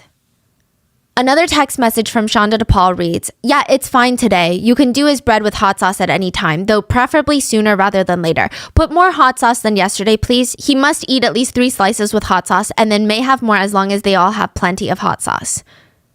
Something to note, Shonda also looks super annoyed the whole time the prosecutor reads her messages, like her own messages in court. She seems offended. Not that she said those things, but like he dares to read them out loud in court. And Shonda stated that she never tried the bread herself with the hot sauce because, and I quote, I have a very weak stomach. I didn't want to throw up. She stated the hottest thing that she could handle were jalapeno cheddar Cheetos. Yeah. She also stated that Timothy liked hot sauce. That's why they had to specifically not even go to the store and buy a hot sauce, but order a specialty super spicy hot sauce from Amazon, which they're not cheap. We had a box of 3 for $30. Yeah. And they're small bottles. They're tiny bottles. And she said it's because Timothy liked hot sauce. So if they needed to punish him with hot sauce, they needed to get extra hot sauce. That's why. It's also presented in court that Timothy snuck the bun of a hamburger to eat, and Paul was forced to shove his fingers down Timothy's throat, making him throw it up. April 29th. What did he eat? I ate my burger already. Paul's response. He ate the crust. You remember what your response was? I don't remember. I heard it the other day, but I don't remember sending that. Go try to make him throw up, please. That was your response, wasn't it? If that's what it says. Don't remember? I'm going to put that one in the don't remember category. Like I said, unfortunately, between January and the time he passed away, I don't have a lot of memories in general. So the crime he committed here, just so we're clear, wasn't sneaking frozen chicken nuggets or a bag of chips. It was eating the crust of what sounds to be an already half-eaten burger or an eaten burger. And your response to that is go make him throw up, please. Then the prosecutors start asking the hard-hitting questions. This is after seeing Shonda, quote, throw up after seeing the pictures of Timothy. They're asking, those 3 photographs depict your son hours after you supposedly gave him a warm bath, because she lied and said she gave him a warm bath. Did he look like that when you put him in the warm bath? The prosecutor is basically asking, why would you gag for the jury when you saw Timothy every day and you gave him a warm bath before he passed? You're acting like you didn't know how bad his condition was. And the prosecutor continues, did he look like that when you put him in this warm bath? Did he look like that when you put him in the warm bath, but for the fact that he was alive? I did not look at him, sir. He was 15. I tried to give him his privacy. It may sound lame, but I intentionally look away. That's why Paul did most of his baths, is because he's 15 and I didn't think that was appropriate. Which doesn't make sense considering there were cameras everywhere in that house, including the bathroom that Shonda would religiously monitor. So suddenly Shonda cares about his privacy? Side note, there's evidence that Shonda would force Timothy to clean the garage with nothing but a shirt on, completely nude from the waist down, which completely goes against what she's testifying in court. But her excuse to that, because she's got excuses to everything, is, well, nobody else was in the garage with him when he was cleaning naked. He was by himself and the garage door was down. The prosecutor continues to grill her. So you didn't put him in the bathtub last night? No, he was already in the tub when I got home. Did you get him out of the tub? I don't remember. Maybe later that night. I would assume so. Later that night? How long was he in the tub? Well, night to me is like any time after work, so. After the bath, it's believed that Shonda dragged Timothy out of the tub and threw him into the closet room for the night where he would ultimately die. The prosecutors asked, and did you push him down onto the ground so that he was laying and facing the camera? If that's what it shows, then yes, sir. Did you position his face towards the camera? If that's what it shows. And did you tell him that he owes you the biggest apology on the face of the earth and then maybe he can go use the restroom? If that's what it shows, sir, but I don't remember any of this. And did you tell him you don't need to open your mouth every time you breathe, dummy, and then hold his mouth shut? I don't know what I said, sir. I mean, I'll take your word for that's what the video Oh, you don't have to take my word for it. Let's play the video for you. Sir, that's not necessary. The prosecutors continue grilling her. Would you stick your dog in an ice bath? That would never occur to me. And having big dogs, I don't bathe them at home anyway. I use dry shampoo or I take them somewhere else to be bathed. I'm not talking about giving them a bath. I'm talking about using ice bath as a form of punishment for your dogs. I don't have space to do that, so I wouldn't do that because I don't have the kind of space for that size dog. Are you saying that if you had a large enough tub, you would want to punish your dogs by putting them in an ice bath? I mean, I can't imagine doing that.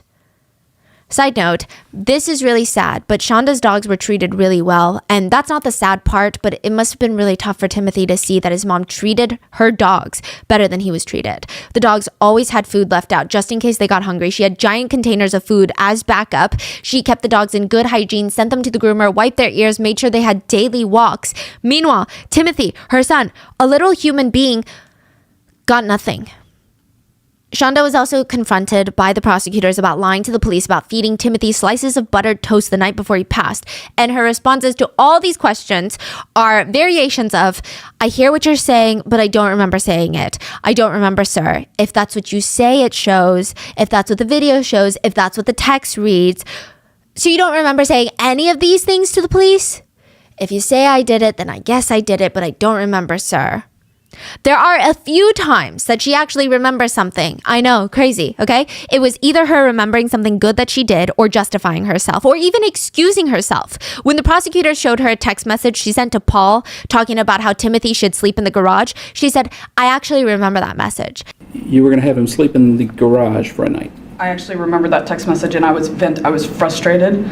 I never would have done it, but I was frustrated. I type really fast, and I admit I have a bad habit of saying stuff when I'm upset and then calming down later and it being totally different. But I do remember that, and it never happened. It didn't happen? What didn't happen? You didn't make him sleep in the garage? No. Oh. In another incident, Shonda was shown the evidence that she knew how bad Timothy's condition was because Paul had sent her pictures a few days prior to his death with a message that says, he's bone thin, mama. I think we should feed him. Shonda responds to Paul in a text message. Trust me, I know he's thin. That being said, he told me a week and a half ago that he wanted to be thin to make me feel bad for punishing him. So yeah, while I want to fix it, he's going to get most of his calories from plain bread and rice for now for pulling that. He'll get plenty of calories, but not get to enjoy them. Shonda would stick to her lie that she had no idea how bad her son's condition was, even when presented with all this evidence. The prosecutors asked how she didn't know if she had the pictures, and she said, My kids most of them are slim. Paul is 6'1" and 130. He doesn't even hit the 134 for a 5'8" person. And I lose weight extremely easily, So it never occurred to you to go back to that text message Paul sent you because you said you were at work and see the picture and check what condition he was actually in? No, sir. With me, when something is out of sight, it's out of mind. Once I scroll, I don't scroll back on text messages. So the prosecutor is like, out of sight, out of mind? Applies to Timothy as well, isn't it true? Timothy had just become nothing more than an annoyance for you, and he wasn't even a human being in your eyes. That is absolutely not true. Netizens thought it was, because Shonda remembers everything bad that Timothy ever did, but she only remembers everything good that she's ever done and nothing bad. They also stated that it's very convenient that she doesn't remember anything, but she has the cognition and logic to come up with lies that protect her. Also, she was very quick to throw Paul under the bus during all of this, and when she was asked about the leg cuffs, she said, I was aware that Paul had them. If you look at my Amazon, Paul had the option to do payment on there as well as mine. Paul had actually ordered those under his account. Order what? Ordered the leg cuffs. What is leg cuff? Handcuffs that he was. Yeah. Experts who study deception stated that this is very standard practice for liars. So instead of just answering the question yes or no, they always create this smoke screen of like, you can check my phone, you can check my account then. Like, you can check my Amazon, in hopes that you don't actually check it. They're trying to give themselves a sense of credibility. But it's like, just say yes or no. She also lies on the stand and states the leg cuffs used on Timothy were Paul's and the hot sauce was all Paul's idea. You know, there are texts that literally read from Shonda to Paul. The transaction is handcuffs and leg cuffs for Timothy from Amazon. Figured it'd be okay to get those right away till we talk about the censors and stuff. And even when Shonda is shown pictures of Timothy during the trial, she throws up, remember, like we were talking about. But netizens have pointed out the reaction is so quick. It's almost like she covers her mouth before she even looks at the pictures for too long. It's like her brain didn't even process the pictures yet, but it feels like she planned the reaction. One netizen simply commented, fake puke. Another commented, her lawyer really said, get up there and act like your life depends on it because it does. And she thinks she ate. Another reads, she never cries for her son. She only cries when she is undeniably shown to be cruel and torturing her son. She only cries for herself. Some had a slightly more nuanced take, and they said, her face reminds me of one of my grandpa's saggy butt cheeks. Or one comment just reads, she's so inbred. Which is wild. Now, side note, when Shonda turned herself in, she had a bottle of apple juice in her hand, and the officer is trying to handcuff her to take her to the jail to book her, and she leans her head up against the wall at the police station. This is for my blood sugar, because it crashes. I need the juice. I can let you hold on to it right up until the jail, but the jail won't let you bring in any kind of food or nothing. So if you want to drink it, you can always drink it right now. I'm just worried that I won't be able to keep it in my stomach. I haven't been able to stomach anything the last couple of days. I don't know. I guess I can try. We'll see. Well, then I have to handcuff you, but I'll do it in front of you because I know you're not going to have any problems. Like, meaning he's going to handcuff her hands in front, not in the back. And she says, I don't have the strength to do anything anyway. Also, while testifying, Shonda told the jury, I was traumatized. I didn't eat for my first month in jail. which is ironic to say the least. I was traumatized. I actually didn't come out of the first month I was in jail. I wish the Lydia that used to work for the public defender's office visited me, and she said it was pretty obvious that I was under severe trauma. I didn't eat for my first month. Shonda's other 2 children, so the full siblings of both Timothy and Paul, gave their impact statements. Their sister stated, "When Timothy died, I couldn't stop regretting. I regret not hugging him more. I regret not putting aside my differences with Shonda and Paul just to check on him. And that's my biggest regret, that I couldn't protect him when he needed me most. I want the world to know that Timothy was wanted. If not by her, then by me. He was loved by me." Their older brother stated, "I thought things were different than when I was younger. I thought she had changed for the better. Tim wasn't surrounded by people that loved him when he died, and if I had known that, nothing would have stopped me from rescuing him. Thanks to Shonda Vander Ark, I only get to cradle a bag full of ashes now. In all my life, I only knew of one thing that my little brother didn't like. He hated goodbyes. If he had to say goodbye to anyone, he would cry, and he would hold you and he would say, 'Don't go.' And now I'm the one crying, and I never got to say goodbye." Judge Casel gave a very long statement before sentencing Shonda. She was charged with first-degree murder and child abuse. He stated, "I don't believe you intended to kill him. I think you intended to continue torturing him for as long as you possibly could. Why? I don't know. For what reason? I don't know. There is something broken in you. I don't know what that is, but that doesn't negate what you did here. So besides remembering him like that, I'm not going to let you hide in the darkness anymore. People know what you are now. They know what you did. You're not able to hide in that darkness anymore. Timothy won. And he won because we know what you did to him, and it's not hidden. We know who you are." Shonda was sentenced to life in prison without the possibility of parole. Paul has pled guilty to first-degree child abuse, and his sentencing will be held February 26th of this year. So in like a week. And that is where we are with this case. What are your thoughts on this? I mean, I don't even know what to say. So please stay safe, and I will see you guys on Wednesday for the next episode. Bye.